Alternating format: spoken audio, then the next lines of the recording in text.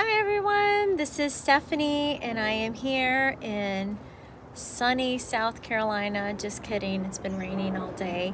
And I have been reading this book called Disney Devotionals, and it has just lifted my spirits so much during this pandemic when we're all kind of staying at home and all Disney plans have been canceled for the foreseeable future. So I just wanted to share with you guys these devotions as I read them each day. So I'm on day number 2, and today is called The Magic Kingdom. By the way, this book is written by Albert Thweat. I think is how you say that. I'm not sure.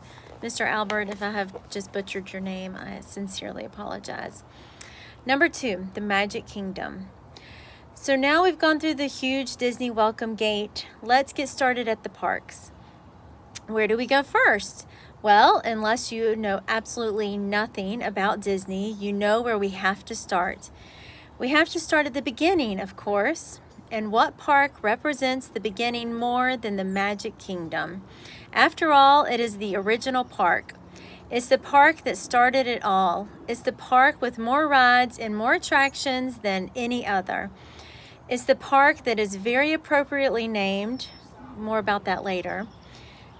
And however, before we swipe our magic bands and enter this most visited theme park in the world, let's talk more about the Magic Kingdom in general.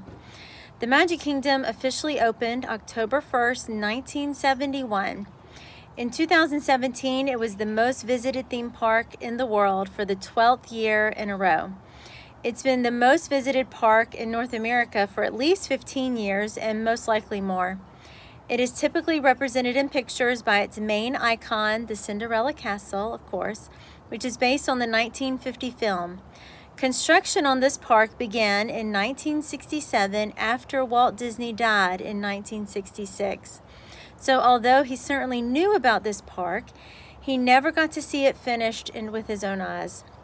Walt hated the fact that in Disneyland, there was no way for cast members to get from one area to another without being seen. I've read that before, that he thought that it destroyed the magic, right? Therefore, it was his vision for this park to have a secret underground tunnel system. Since most of Florida is already at sea level or lower, it is impossible to have an underground system. Therefore, tons of dirt was moved to the site of the park, and it was raised up one level. The Magic Kingdom is actually built as a second story. This accomplished 2 things. It created the Seven Seas Lagoon in front of the park, which the monorail and deluxe resorts surround, and it also allowed a system of tunnels called the utilidors to be built underneath the park. This allows cast members to move and all operations to take place out of sight. The park itself opened with 23 attractions and 2 resorts. Today, there are more than 1,000 audio animatronics throughout this park. Located nearly directly up under the castle is the digital animation control station, which controls all of these as well as all ride vehicles, sound, lighting, etc. to the entire park. When the Magic Kingdom officially opened, Walt's brother Roy made the dedication. He announced that the park would officially include his brother's name in the title as a tribute to his vision and his hard work. Roy spoke these words on the opening day. Walt Disney World is a tribute to the philosophy and the life of Walter Elias Disney, and to the talent and dedication and the loyalty of the entire Disney organization that made Walt Disney's dream come true. May Walt Disney World bring joy and inspiration and new knowledge to all that come to this happy place, a magic kingdom where the young at heart of all ages can laugh and play and learn together. Notice that he called the park a happy place. Over the years, this park has been often referred to and described with 2 main objectives: happy and magical. It is often referred to as the happiest place on earth. and as a magical place, hence the park name. I can vouch for both.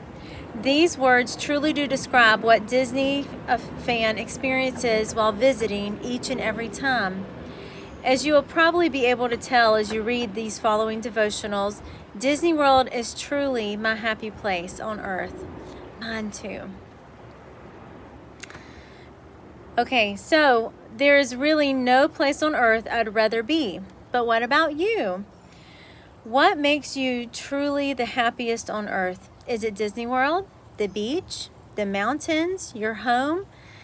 There is nothing wrong with being happy on earth. In fact, in Ecclesiastes 3:12-13, it says, I perceived there is nothing better for them than to be joyful and to do good as long as they live. Also that everyone should eat and drink and take pleasure in all his toil. This is God's gift to man. Happiness is a gift from God. He gives us laughter and pleasure and joy while we are here on earth. And while it is a fun and healthy to have a happy place of your own, I hope your true happy place is not of this earth. I made sure above every time when talking about Disney as my happy place, I mentioned on earth. My true happy place will be in heaven with my Father, His Son, and my family. That's where I truly long to be. That's when I'll truly be happy forever. So how do we get there and truly be happy? In the famous Sermon on the Mount spoken by Jesus in Matthew 5-7, he begins with what are called the Beatitudes. Each one starts with the words, blessed are the blank. If you look at the Greek from which this was translated, the word blessed also means happy. So we are given here a list by Jesus of what makes us happy on earth. The list ends with Jesus stating, rejoice and be glad, for great is your reward in heaven. As long as we follow the words of Christ and try to live as he did, he will show us how to get there and how to truly be happy with him forever. We'll talk more in future entries about heaven and how to get there. One thing is certain, heaven is true. It is the true magic kingdom that we can all hope for, thanks to the sacrifice of Jesus. The end of number 2, Disney Devotions. I hope you're enjoying this as much as I am. Signing off. Talk to you tomorrow. Bye.